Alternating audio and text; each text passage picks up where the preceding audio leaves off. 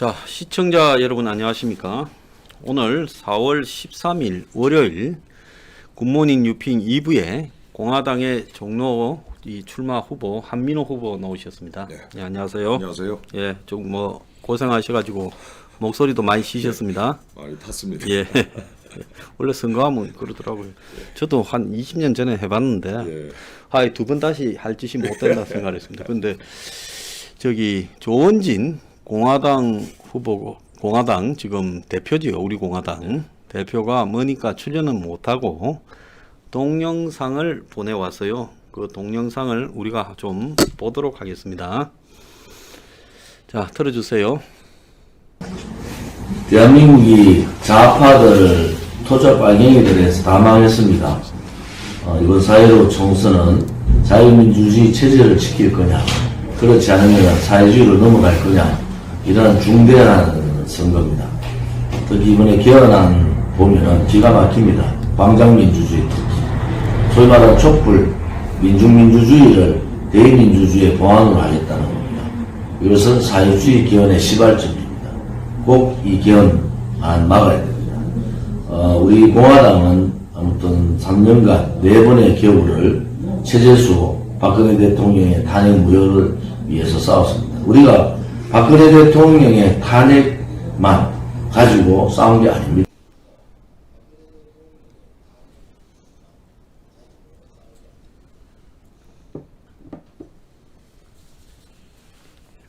예, 화면 틀어요.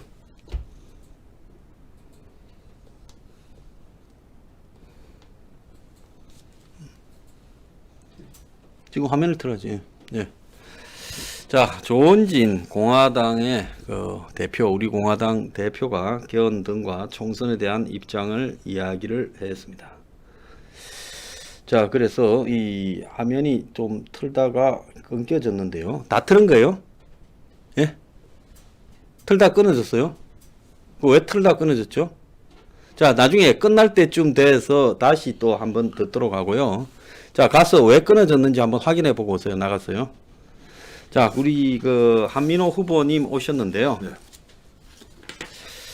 자, 그 종로에서 지금 선거를 이렇게 하시고 계시지 않습니까? 네.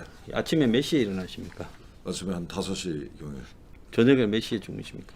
한 12시 경에 됩니다. 이거 얼굴이 좀 이렇게 많이 상하셨네요. 예. 예, 몸무게도 많이 축이나셨죠. 몸무게는 잘 모르겠네요. 예. 그 아침에 이 차 출근할 때 인사를 어디서 하십니까?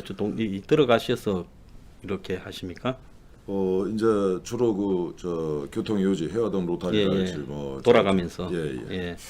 그거 몇 분쯤 하십니까? 아침에? 보통 1시간 반 정도 합니다. 7시부터 7시 반 사이에 시작해서 한 9시까지.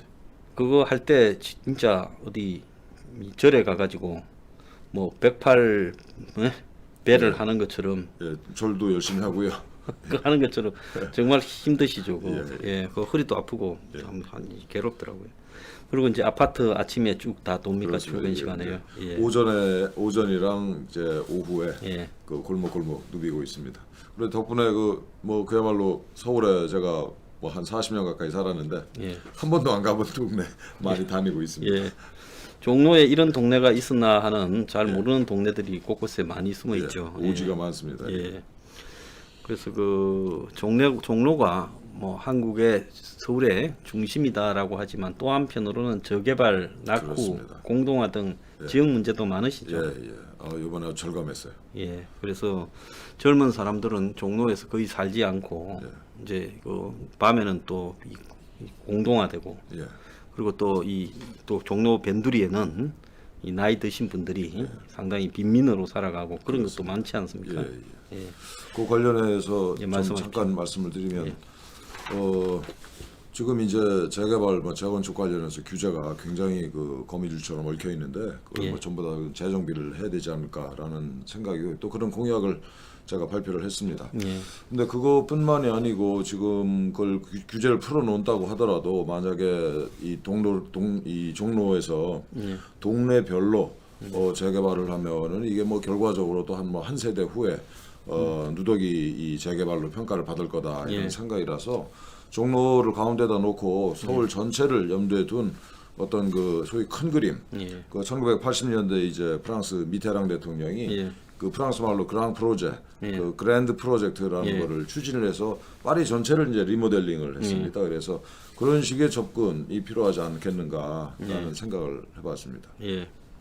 우리 저 한민호 후보께서는 문화체육관광부에서 2급 국장까지 계시면서 일 제일 잘하는 공무원으로 이렇게 후배들을 의해 선정이 되신 적도 있어서요. 그런 부분에 대한 파악은 좋을 거라고 보십니다. 자, 지난주에 보면 좀 황당한 일이 하나 있었습니다. 예, 미통당이 뭔가 있는 것처럼 하면서 폭로한다고 그러고 또 이해찬과 김어준은 주말에 하나 터지려고 한다. 예, 저거 대응해야 된다 하고 발칵 뒤집어졌거든요. 예, 근데 금요일 날 오후에 제가 어디서 그 이야기를 정보를 입수했어요. 그래서 제 생방송에서 4시에 그걸 갖다가 누군지 내가 뭐 바로 이야기하면 또 증거대라부터 해서 어디서 소스가 나왔냐 알 거라서 그냥 알 수 있도록 암시를 하겠다. 예. 이렇게 이제 해서 방송을 예고해 놓고 있었는데 그 딱 동시에 4시에 미통당에서 대변인들이 기자회견을 해서 이낙연 아들 아니다. 예? 저는 야당이 이낙연 아들 아니다라고 해명해주는 기자회견을 하고 폭로하지 않겠다고 못을 박는. 근데 그 모습을 보면서 와 이건 정말 해도 너무한다 생각이 들었습니다. 그 이낙연 아들 아니다 왜 그런 황당한 기자회견을 했을까요? 우리가 이제 그 얘기를 듣는 순간 예. 그 우리 국민들이 다 눈치를 챘겠죠. 예. 이낙연 아들 아니다. 그래서 정말 황당했다 이렇게 보고요. 진짜 저는 예. 이렇게 봅니다. 그 양 진영 사이에 소위 민주당과 이제 미래통합당 사이에 거래를 한 게 아닌가. 예. 뭐 이런 생각을 합니다. 예, 그러더만 그 전날에는 황교안 부인 예. 수뢰 사건 해가 예. 그 말을 한 부산에 그 미통당 출마 여성을 출마하려다가 공천 못 받은 여성이 폭로했거든요. 예. 대구에 있는 이 대구에 공천받은 여자 후보 말이 좀 많았어요. 정체성부터 색깔까지. 그런데 그 좋은 대구에 막대기만 꼽으면 되는 대구에 그 사람을 공천했을 때 의아하게 생각하는 사람이 많았는데 그 사람이 이제 황교안 부인에게 뭐 돈을 줬다. 이런 말을 옛 사람이 폭로를 했어요. 예. 그게 이제 황교안 측 변호사가 고소하겠댔는데 고소했다는 내용이 하나도 안 나와요. 그 뒤로. 그런데 이제 이낙연 아들 아니다라고 이야기를 하면서 그러는데 4월 4일쯤에 이낙연이 참 의아스러운 말을 했어요. 뭐라 했는가 하면 황교안 미워하지 말자. 그래서 둘이 브로맨스 하나 이런 생각까지도 들었어요. 저는 그 말을 이제 지면에서 읽는 순간에 굉장히 섬찟했습니다. 상당히 그 조폭들이 협박할 때 예. 내가 너 때릴 거다 뭐 이렇게 말을 안 했죠. 이렇게 말을 안 하잖아요. 예. 굉장히 부드럽게 얘기하는데 예. 살벌하지 않습니까? 예. 예. 황교안 미워하지 않는다. 섬찟했어요. 자, 그래서 지난주에 이상한 일들이 좀 벌어졌습니다. 자, 지금 우리 한민호 후보께 들어가라고. 예. 요즘 뭐 이 보수판에 좀 쓰레기들이 많은데요. 군소 정당이지만 그 군소 정당도 그 나름대로 뛸 명분이 있으면 뛰는 거예요. 예. 자, 좌파들끼리 정의당이 있고 뭐 민생당도 있고 또 드러나지 않은 원외 좌파 정당도 있지만 그 사람들은 자기 목적을 향해서 자기가 뛰는 건데 그걸 들어가라고 말은 좌파 안에서도 안 합니다. 근데 이 보수 우파 진영에서 자신들이 좀 더 열심히 하면 될 일을 갖다가 다른 정당 후보들을 들어가라고 하고 심지어 보수 운동을 해왔다는 아스팔트 보수들이 그 사태를 중재하거나 압력을 넣고 지금 이 짓을 하고 있어요. 그렇습니다. 우리 한민호 후보께도 그런 압력이 좀 예. 들어가죠. 예.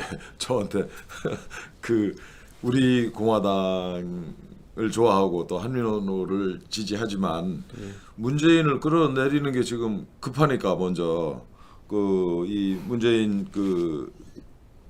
퇴진을 위해서 한민호가 사퇴하고 이제 황교안 후보 손을 들어주는 게 좋겠다라고 정말 여러 사람이 이제 저한테 얘기를 해가지고 저도 사실은 고민을 많이 했습니다. 그런 얘기를 뭐 한두 사람한테 들은 게 아니고 뭐 잠을 설치면서 이제 고민을 많이 했는데 그 황교안 대표를 정말 그 도저히 지지할 수 없는 그런 이유가 몇 가지가 있습니다. 첫째는 결론부터 말씀을 드리면은 황교안 대표가 만약에 이 종로에서 승리를 하고 이 미래통합당의 대표가 되면은 나가서 대권 주자가 되면은 미래통합당이 위험하고 나라가 위험합니다. 이거 굉장히 위험한 사람이라고 제가 결론을 내렸어요. 진짜 심사숙고해서 결론을 내린 건데 첫째는 이번에 그 자기 당에서 바른 말 하는 사람들 김대호 후보랄지 뭐 차명진 후보 이런 사람들을 아니 그분들이 뭐 잘못한 게 하나도 없는 그야말로 바른 말을 그럼요. 했는데 그 사람들을 제명을 하더라고요. 예.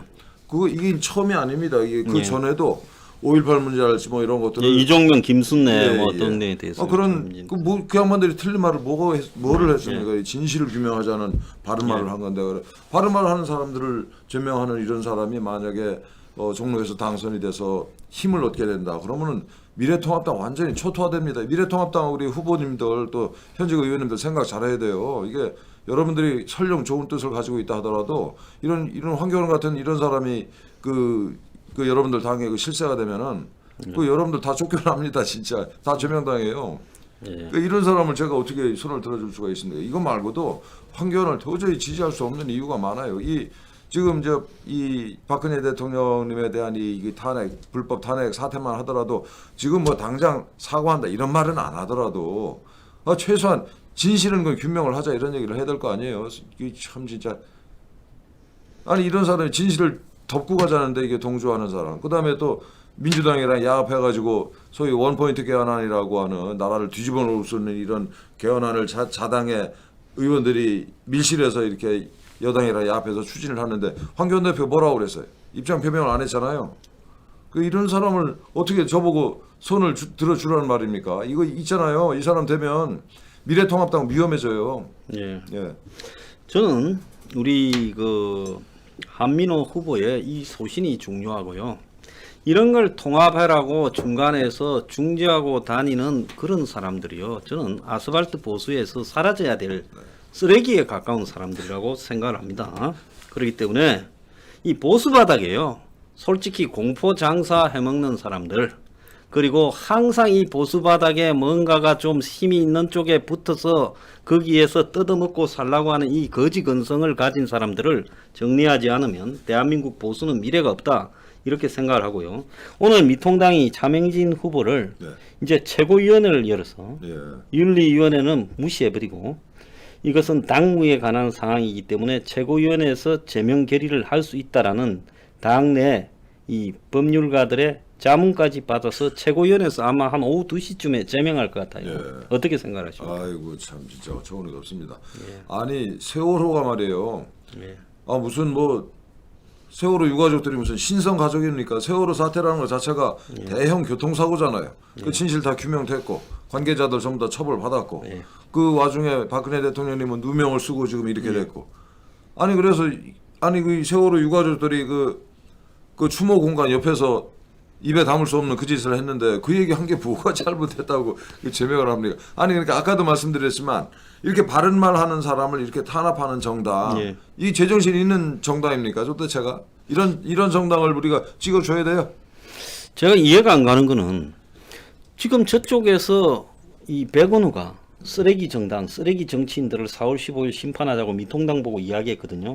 그걸 가지고 프레임을 걸어서 저 막말을 했다고 하지도 못합니다.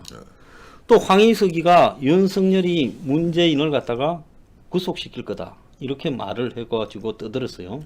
그런데 투기자본센터라는 양심적인 좌파 단체에서 오늘 최강욱이하고 황희석이를 고발을 해버렸습니다. 이 둘이를 도저히 뭐 선거판에 띄어서는 안 될 인물들이라고. 근데 이런 부분들을 가지고 확산시키고 하는 역할을 하지 않고 국민들은 이미 선거판에서 지나가 버린 이슈로 생각하는 이걸 또 오늘 제명을 한다면서 또 스스로 마지막에 이 중요한 선거판에 또 불을 지르고 있어요. 정말 좀 이건 쥐고 싶어서 발악하는 게 아니라면 어떻게 이런 일을 지도부가 할 수 있느냐 생각이 들어요. 이 사람들은 굉장히 비겁한 사람들이에요.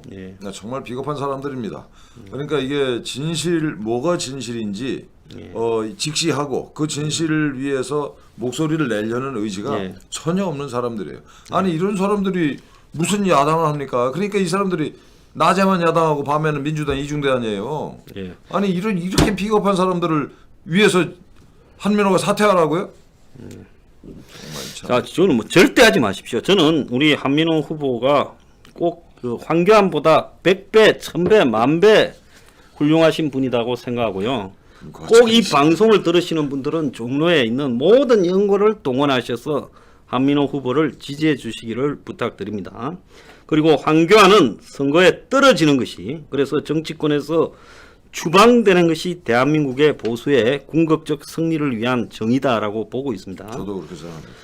자, 이 사람이 그러고 또 웃기는 게 지난 주말에 견 저지선을 확보해 달라고 울더라고요. 그래서 제가 웃기는 게 황교안이 지 입으로, 누가 아무도 압박하거나 강요하지 않았는데 지 입으로 총선 승리하면 견하겠다고 말해놓고 이제 와가지고 막판에 견 저지선을 확보했다. 제가 그렇게 견 안 하겠다고 선포하라 해도 말 안 하면서 견 저지선을 확보했다. 이게 좀 미친 놈들 아닌가 이런 생각이 들어요.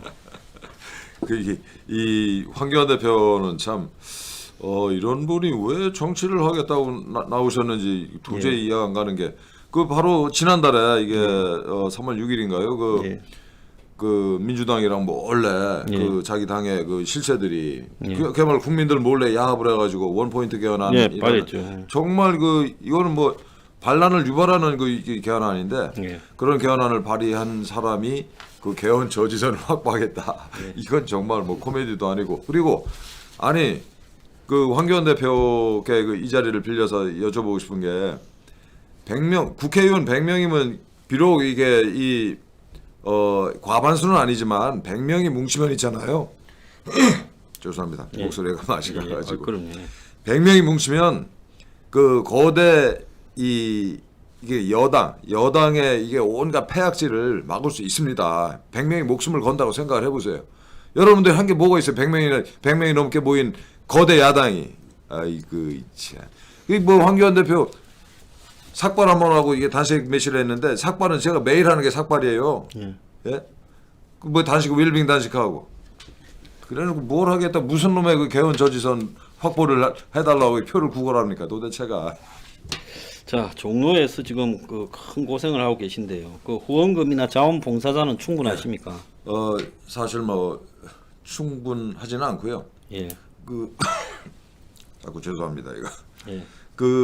우리 공화당 그 지지자들께서 얼마나 대단하신 분들이냐면은, 저희가 이번에 지역구 42명이 출마를 했거든요. 그다음에 이제 그러니까 우리 후원자들께서 그 42명을 이렇게 후원들 하세요. 정말 천연 난 모르는 사람인데도 우리 공화당 출마 잘하는 이유 하나로 우리 중앙당도 이렇게 이 십시일반 지원을 해주시고, 그래서 뭐 제가 비록 이게 충분치는 않지만 그 우리 자원봉사자 선생님들이 그야말로 정말 열성적으로 하루 그분들이 저를 위해서 투자하는 시간이, 그분들을 제가 만나는 시간이 뭐 한 6시 45분부터 7시 사이, 아침에 아침 7시에 만난다고 치고 해산하는 시간이 보통 한 8시경 됩니다. 그러니까, 오후 8시. 저랑 같이 계시는 시간이 13시간이에요. 그럼 이분들이 이제 이게 대개 왔다 갔다 하는 시간 포함하면은 하루에 18시간을 저를 위해서 투자를 하시는 건데, 그분들의 그 정성 덕분에 제가 기운을 냅니다. 그분들은 선거 거기 비용을 받습니까? 아니죠. 전 그냥 100% 자원봉사죠. 그러니까 지금 잘 나가는 1, 2정당에서 거기에 선거운동판에 명함 돌리고 춤추고 하시는 분들은 그 선거운동 공식 운동으로 등록해서 다 돈을 받으시는 분들이잖아요. 그래서 하루에 몇만 원씩 돈을 받으시는 아르바이트 요원이고요. 지금 한민호 후보를 위해 아침에 7시에 출석해서 오후 8시까지 하루 종일 12시간 넘게 뛰어다니시는 분들은 전부 자원봉사자입니다. 자, 후원금은 좀 들어오십니까? 좀 뭐 들어왔습니다. 자, 여러분 그 한민호 후보 많이 좀 지원을 해 주십시오. 여러분들이요 오늘도 좀 이렇게 찾아뵙고 또 후원금도 좀 보내주시고요, 지원을 하시는 것이 저는 옳다고 보고요. 이거는 이 사회에서 옳으냐 그르냐라는 정의의 문제지, 여기에 무슨 후보 무슨 단일화라는 이런 정치 공학적인 논리가 작용할 문제가 아니다라고 저는 생각을 하고 있습니다. 자, 본인도 많이 힘드실 건데요. 무슨 목적하고 사명감으로 뛰고 계십니까? 저는 뭐 출마자이기 이전에 국민의 한 사람으로서 이낙연, 황교안 이 두 사람이 예. 종로의 국회의원이 되고 나와서 대권 후보가 된다라는 예. 이런 얘기에 대해서 정말 국민의 한 사람으로서 용납을 할 수가 없었습니다. 황교안 먼저 이낙연 그 후보 같은 경우에는 문재인 좌파 독재 정권이 온갖 폭정을 저지를 때 예. 나라를 이 지경으로 만들 때 아니 최장수 국무총리예요 그분이 참 진짜 그분이 뭘 했습니까 도대체 문재인이가 나라를 이 지경으로 만들 때 예. 소주성에서 경제 다 망가뜨렸지. 그다음에 뭐 원자력 발전소 멀쩡하게 잘 돌아가는 거 하나씩 문을 닫았지. 근데 쓸데없이 일본 자극해가지고 반일 선동 해가지고서는 결국 지소미아 파기할 때까지 파국으로 몰고 갔잖아요. 한미일 동맹을 훼손하고. 아니 정권이 이 짓을 할 때 이낙연 당신은 뭐 했냐 말이에요 도대체가. 거기에 앞잡이했죠. 예. 아니 이런 사람을 아니 이런 사람을 어떻게 용납을 해야 돼요? 예. 그래 이런 분노가 있었고 두 번째는 황교안 그 후보 아니 정권이 이 짓을 할 때 그 소위 거대 야당 당 대표가 뭘 했습니까?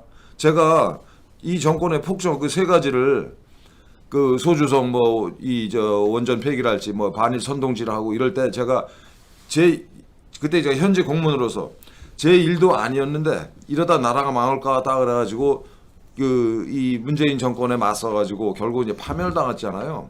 제가 이렇게 문재인 정권이랑 싸우는 동안에 제 일도 아닌 거 가지고 일개 공무원이 또 파면까지 당했는데 거대 야당에서 뭘 했습니까?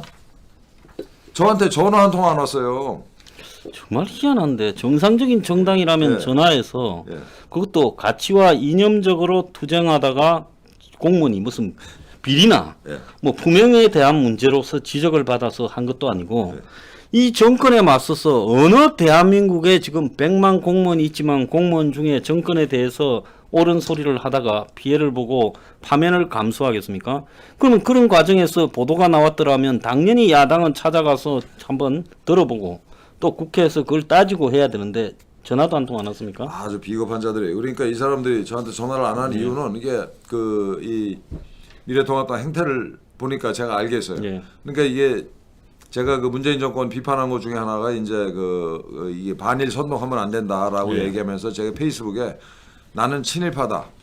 지금은 친일하는 게 애국이다 이런 얘기를 했는데 그 만약에 그 미래통합당이 이제 한민호를 이게 옹호를 하면은 예. 미래통합당이 소위 이제 좌파들에 의해서 그 토착 외구로 이게 욕을 먹을까봐. 예. 그래서 겁이 나서 멀리하는 걸 멀리하는 한 거. 거죠. 그래서 그런 거 아니에요. 예. 제가 맞췄죠. 그 정확한 것 같습니다. 아니 당신들 말이 그래가지고 무슨 놈의 정치를 한다고 그래요. 그래서 저는 이제 이 사람들 그런 점에서 저는 대한민국의 이 진짜 보수 이 세력이 정말 정말 미미하다 이런. 그리고 특히 이제 대한민국의 진짜 보수가 자리를 잡기 위해서는 가짜 보수, 예. 이 가짜 썩은 보수, 보수들을. 위장 보수, 이 썩은 오렌지들의 정체를 밝히는 게 중요하다. 그래야 이 진짜 보수가 이렇게 입지를 굳히고 넓힐 수가 있다 이런 생각을 했습니다. 이게 이제 제가 스스로에게 부여한 이제 사명이다. 예. 사명이죠. 자, 사명감이 없이요. 이 확률이 좀 부족한 선거에서 죽도록 뛰고 또 거기에서 아침에 출퇴근 시간에 1시간 반을 허리를 숙인다는 거는 그는 있을 수 없어요. 저도 한 20년 전에 제가 자청을 해서 적진에 뛰어들어서 예. 사명감을 가지고 그렇게 해봤는데 굉장히 힘들고 고통스럽죠. 그렇지만은 고통스러워요. 예, 그때 5기로 이렇게 했는데 그런 사명감을 가지고 뛰는 한민호 후보의 신념 속에는 대한민국의 썩은 가짜 보수를 척결하고 진짜 보수에 씨를 뿌리겠다라는 그런 각오와 걸음이 있기 때문에 가능한 겁니다. 그래서 여러분들이 적극적으로 이 한민호 후보에게 지지를 표명해 주시고요. 자, 유권자 분들이 지금 그래도 많이 지금 관심을 가지고 계시는 것 같은데 좀 한번 왜 저 이낙연이나 황교안 같은 권력의 끈아풀들, 뿔나방들은 안 되고 내가 돼야 되는가? 한번 말씀을 해 주십시오. 좀 아까 말씀드린 것처럼 이 이낙연, 황교안 이 두 후보는 명색이 총리까지 지냈으면은 뭘 더 욕심이 있겠습니까? 나라를 위해서 해야 할 말이 있을 때 하고 정권이 잘못하는 거 있으면은 그걸 고치는데 좀 기여를 하고 이렇게 해야지. 뭘 더 영화를 누리겠다고. 아니 그 정권이 이 짓을 하는 동안에 글쎄 쥐가 이게 쥐구멍에 숨어 있듯이 그렇게 지내던 사람들이 뭘 하겠다는 거예요. 아주 혐오스럽습니다. 예, 그건 그렇고. 어쨌든 그 이번 선거가 뭐 이게 선거에 이 소위 보수 진영이 진다 해도 무슨 세상의 종말은 아닙니다. 이게 저는 이 조금 길게 보면 결국 우리 보수가 이긴다고 확신하는 사람이고 전 세계적으로 보수의 물결이 일고 있어요. 그래서 그야말로 미국 같은 경우에는 소위 뭐 PC 그 좌파들이 하는 뭐 정치적으로 바른 뭐 그런 것들 다 몰락하고 있잖아요. 이게 트럼프가 지금 압도적으로 그 재선에 승리할 게 확실시 되고 이 물결이 이게 이 아시아까지 그래서 동아시아 우리 그 한반도는 물론이고 중국까지 다 이렇게 이 물결이 흘러 넘칠 겁니다. 그래서 우리나라도 결국 우리 보수 진영이 이길 것이고 중국 공산당 무너지고 그래요. 그래서 좀 희망을 갖고 좀 싸우자 이런 말씀을 드리고 그 유권자들께서 이제 이런 걱정들을 하시는 분들이 있습니다. 다 좋은데 우리 공화당 뭐 한민호 다 좋은데 한민호를 찍으면 이게 사표가 된다. 이런 걱정을 하시는 분들이 있는데 저는 감히 말씀드리건데 그 사표는 절대 아니다. 오히려 황교안 대표를 찍는 게 사표다 이런 말씀드립니다. 왜냐하면 지금 상태에서 황교안 대표가 승리할 확률은 없어요. 가능성이 없습니다. 예. 그러니까 황교안 대표는 쓸쓸하게 정계를 은퇴하게 될 거예요. 정말 쓸쓸하게. 아니 제가 결론을 말씀드리기 전에 황 대표님한테 다시 제가 제안을 드립니다. 지금이라도 보수 대통합의 시간이 아직 남아 있어요. 문이 아직은 열려 있습니다. 그래서 결단을 내려주십사 이런 말씀드리고 우리 유권자들께는 황교안 대표 2번 찍으면 진짜 그건 사표고요. 한민호를 찍으면 이게 뭐가 되냐면은 대한민국의 이 진정한 보수 세력을 구축하기 위한 벽돌을 하나 놓는 거다. 이런 생각으로 한민호를 찍어 주셔야 돼요. 그래야 대한민국 보수가 이 벽돌 위에서 이 벽돌을 딛고 일어설 수 있습니다. 이게 왜 사표예요? 벽돌이지. 그래서 유권자 여러분 벽돌을 놓는다 생각하시고 한민호를 찍어 주십시오. 자, 황교안 대표는 삭발 한번 한 걸 갖다가 지금까지 자산으로 삼고 있는데 우리 한민호 후보는 매일 삭발을 하십니다. 아니, 매일은 그러니까 아니고 일주일에 한 번 하십니까? 그러니까 지금까지 삭발을 수백 번 하신 분입니다. 그러니까 보나 안 보나 결과는 뻔한 겁니다. 자, 신념으로 뛰는 사람 한 명이 중요하지요. 자, 양지에서 그야말로 자신의 일신상의 어떤 보위와 권력을 추구하면서 뛰었던 그런 사람들, 이낙연, 황교안 같은 사람들 1000명을 갖다 줘도 파면을 각오하면서 이 나라를 위해서 진실된 소리를 했던 그 소신의 발바닥도 따라가지 못한다. 우리 한민호 후보께서 꼭 이런 꿈을 이루시기를 저는 이렇게 희망합니다. 감사합니다. 예, 오늘 출연해 주셔서 감사합니다. 네. 예. 자, 마치기 전에요. 조원진 후보 아까 이 연설이 나오다가 끊어졌는데 다시 한번 틀겠습니다. 대한민국이 좌파들, 토자 빨갱이들에서 다 망했습니다. 이번 4.15 총선은 자유민주주의 체제를 지킬 거냐, 그렇지 않으면 사회주의로 넘어갈 거냐, 이런 중대한 선거입니다. 특히 이번에 개헌안 보면은 기가 막힙니다. 광장민주주의, 소위 말하는 촛불, 민중민주주의를 대의민주주의의 보완으로 하겠다는 겁니다. 이것은 사회주의 개헌의 시발점입니다. 꼭 이 개헌안 막아야 됩니다. 우리 공화당은 아무튼 3년간 4번의 겨울을 체제수 박근혜 대통령의 탄핵 무효를 위해서 싸웠습니다. 우리가 박근혜 대통령의 탄핵만 가지고 싸운 게 아닙니다. 박근혜 대통령이 무너지면서 자유민주주의 체제가 무너지고 역사가 뒤바뀌는 현장으로 봤기 때문에 그래서 그들과 싸움을 하고 있고 체제 역사의 전쟁을 하고 있습니다. 우리가 진실과 정의라는 얘기를 하는 것은 아무튼 어려운 고통의 길이 앞으로 대한민국에 나올 거다 이런 생각을 합니다. 우리 공화당 후보들 열심히 하고 있습니다. 기호 7번 럭키 7 7번입니다. 이 미래통합당에서 황교안 대표가 우리의 조건 없는 연대 연합 통합을 거부했습니다.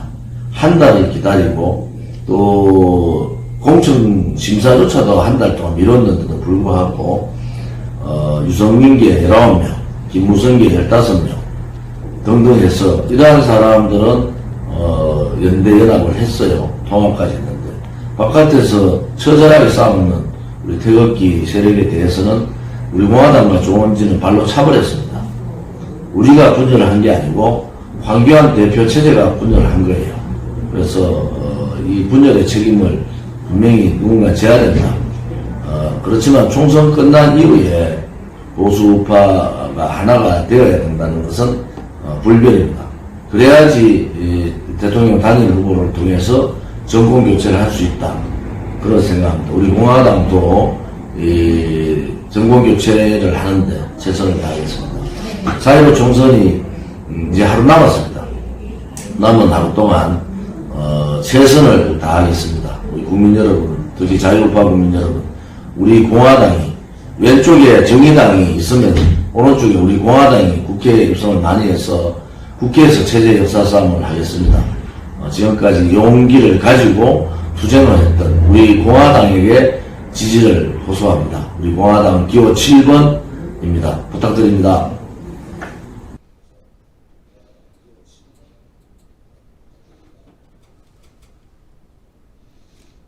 자, 감사합니다. 자, 오늘 우리 한민호 공화당 후보 출연하셔서 이렇게 좋은 말씀 해주셨습니다. 자, 열심히 끝까지 싸우시는데요. 우리 보수의 족적에 큰 새로운 역사를 쓸 거라고 믿어 의심치 않습니다. 대구에서 지금 조원진 우리 공화당 대표가요, 동영상을 보내오셨는데 저분도 꼭 승리하시기를 기원합니다. 네. 자, 홍준표 후보도 지금 압도적으로 이기고 있습니다. 자, 여러분 제대로 된 후보들을 당선시켜서 우리 보수를 좀 청소해야 된다. 이것이 어떻게 보면 가장 중요한 이번 총선의 과제가 아닐까 생각합니다. 자, 출연해 주셔서 감사합니다. 네. 감사합니다.